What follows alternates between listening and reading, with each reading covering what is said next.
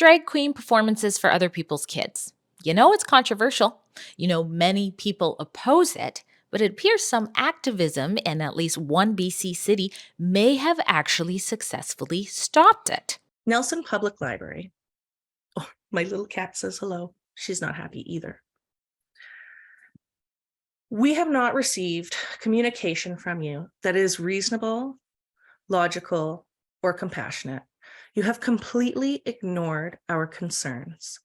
As a community member of the surrounding communities of Nelson, British Columbia, who accesses your library, I do not feel included, supported, or heard by you going forward with this event. It absolutely will break public trust. Dre Humphrey here with Rebel News, where we bring you the other side of the story on many things, and that includes the sexual indoctrination of children. You can find many of our reports on that at keepkidsspacessafe.com. Make sure you save that URL and check it regularly. And today I bring you one of those stories. You see, last Saturday there was a drag queen story hour scheduled at the Nelson Public Library, but it was canceled. According to the library and state-backed media, it was canceled due to threats that were allegedly made against staff at the library. The library says, "We recognize the rights of the individuals to protest when protest turns to threats and intimidation, tactics aimed towards the staff and their storytellers. The safety of the library, patrons, public, and staff take precedence." Now, I reached out to have elaboration. What exactly were these types of threats? Do they have any idea who they are from? I did not hear back. But as I mentioned at Rebel News, we bring you the other side of the story. And that would be that there was a lot of peaceful activism that took place ahead of this protest, asking for it to stop. And so I'm going to bring you a sit-down interview with Emily Duggan, who is the face of a group that did that activism. It's called Moms Against the Norm. And here she is. Now, before we dive into the whole event that was to be at the Nelson Public Library, why don't you tell us how Mums Against the Norm was birthed? Mums Against the Norm was birthed from me and three other moms in the West Kootenays who we've started to notice things like programs like SOGI 123, and we've become aware of the gender ideology happening in our communities. And we realized that not very many other families or even community members who don't have children, we realized a lot of people were not aware. And so we joined forces, the four of us, and in our spare time, we do our best to find out what's going on in our communities and share awareness about it. And then you got word that there was going to be a drag queen story hour in the Nelson Public Library. And what prompted you to then have some sort of conversation with the library expressing concerns? What were the main concerns your group had about that? So we found out that an employee of the Nelson Public Library was looking for a drag queen for a proposed event on March 11th. And people were upset because obviously you'd have to be living underneath a rock to not know what's going on across the country right now with drag queen story time. And it's been causing a lot of friction in communities, lots of toxic environments, outrage on both sides.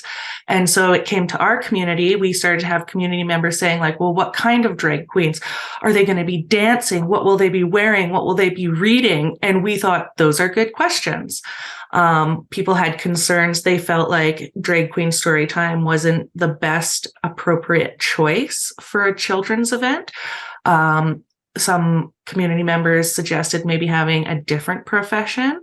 So we gathered up these, I don't want to call them complaints, concerns. We gathered up these concerns. We constructed a letter and we drafted it up and we sent our first email to the Nelson Public Library on February 15th, expressing our concerns about the appropriate level of this event and also asking. Some people ask questions like what book will be read, which drag queen will be performing, And will there be criminal record checks? What will they be wearing? A few days later, we received an email back, a very generic email. It didn't touch on any concern that we raised. It didn't answer a single question we asked.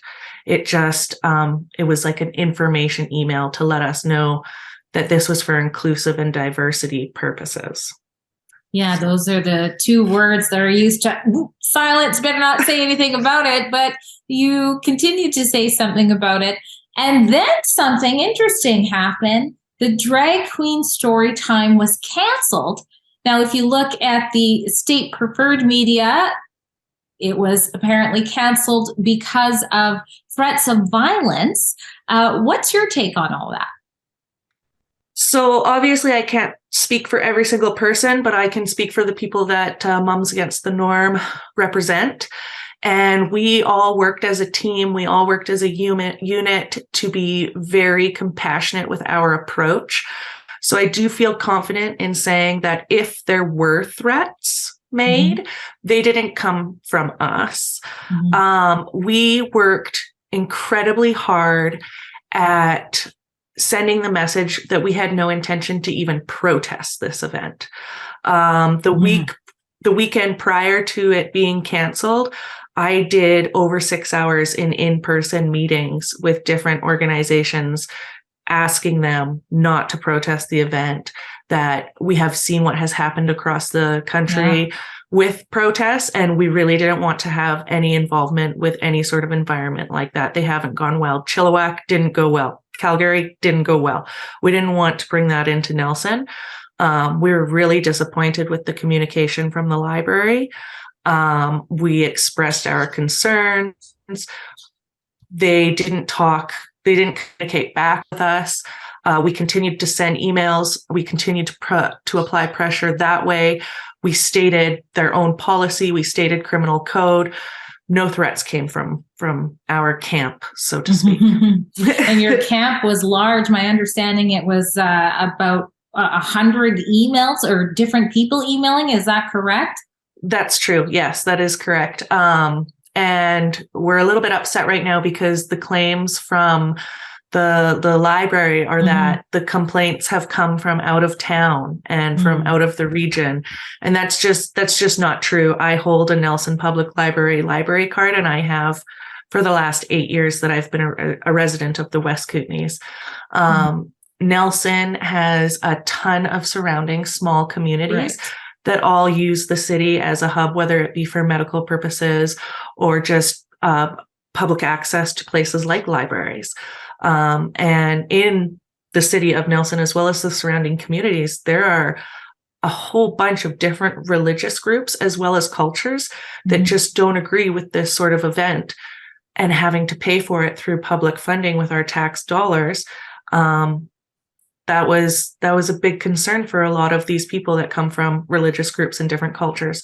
Personally, myself, I'm not affiliated with any religion, but I do appreciate their concerns, and I think that they have a right to voice those concerns and be heard in an open dialogue, which they didn't receive, unfortunately.